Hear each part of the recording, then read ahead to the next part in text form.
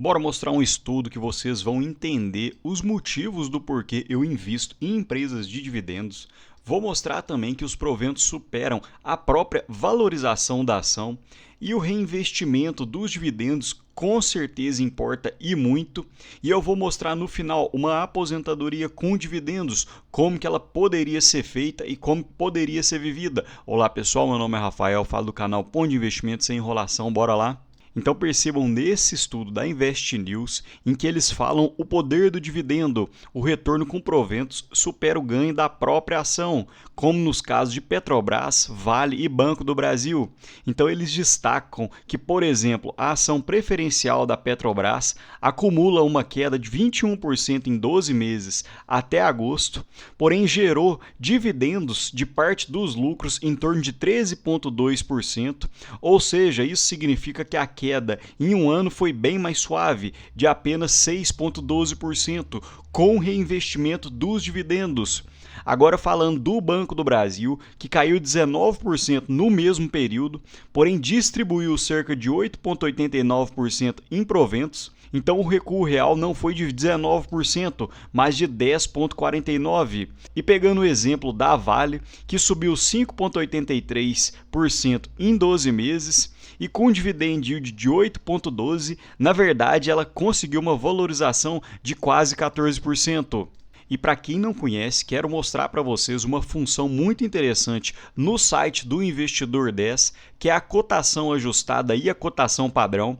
Então a cotação ajustada já pega a ação ajustada pelos proventos, ou seja, no dia que ela distribuiu os proventos, você reinveste na empresa no mesmo momento.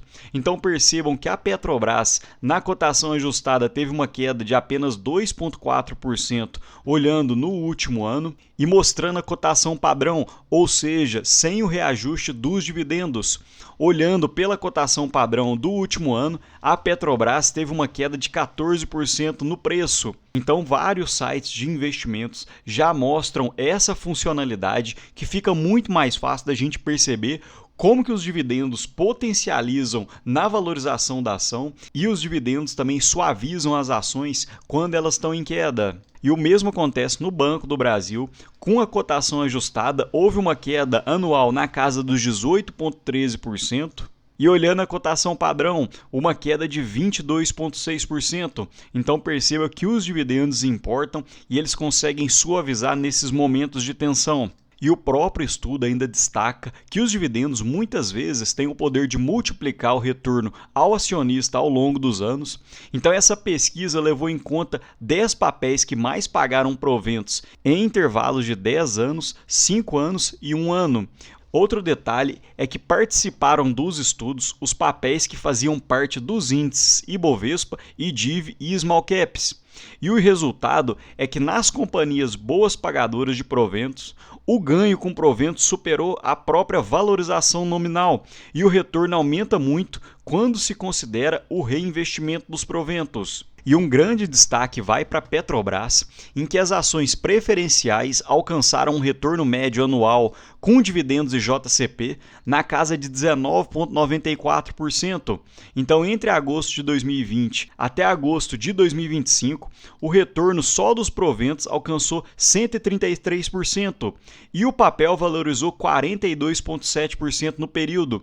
Então, isso significa que o retorno com a distribuição de lucros foi mais de 3 vezes do que o proporcionado pela valorização da ação. E um detalhe muito interessante que me chamou a atenção é que se você reinvestisse os proventos na própria empresa no dia do pagamento, a Petrobras teria acumulado uma valorização de 409% em apenas 5 anos. Esse foi um retorno 10 vezes superior ao Ibovespa no período e 7 vezes maior do que o CDI.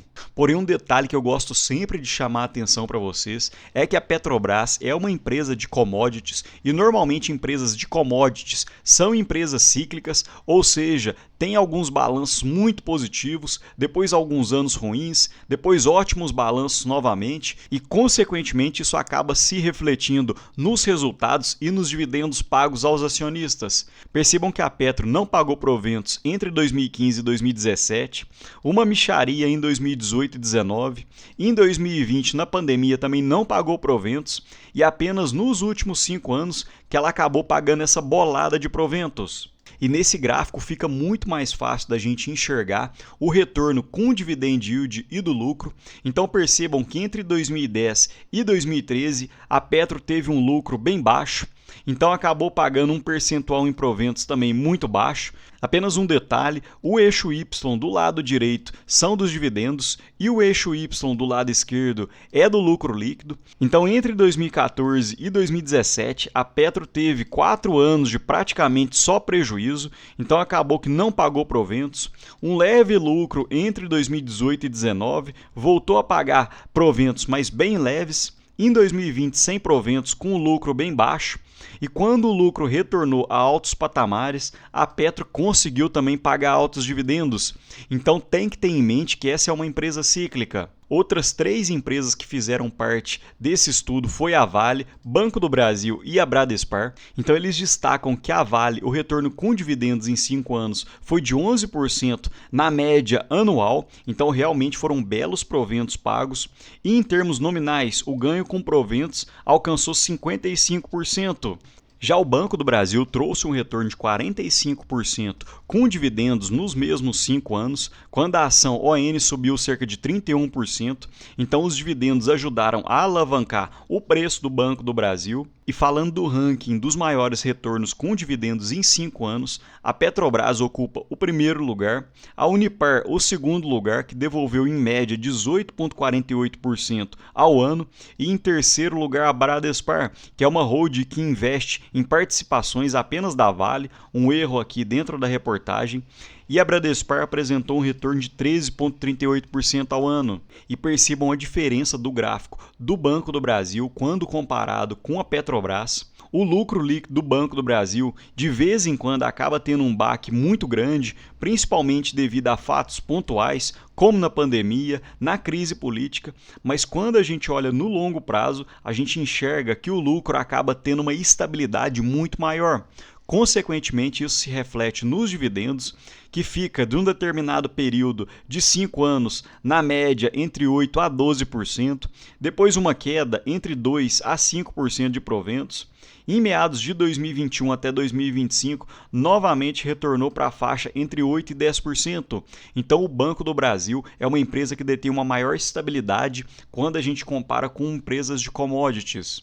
E para apresentar para vocês o estudo completo, nesse primeiro slide quero mostrar o estudo feito em 10 anos. Então a empresa que deteve o maior dividendo e valorização das empresas da Bolsa foi a Taesa, com dividend yield médio de 9,98%, um retorno total da ação de 453% e o retorno da ação foi de apenas 88%.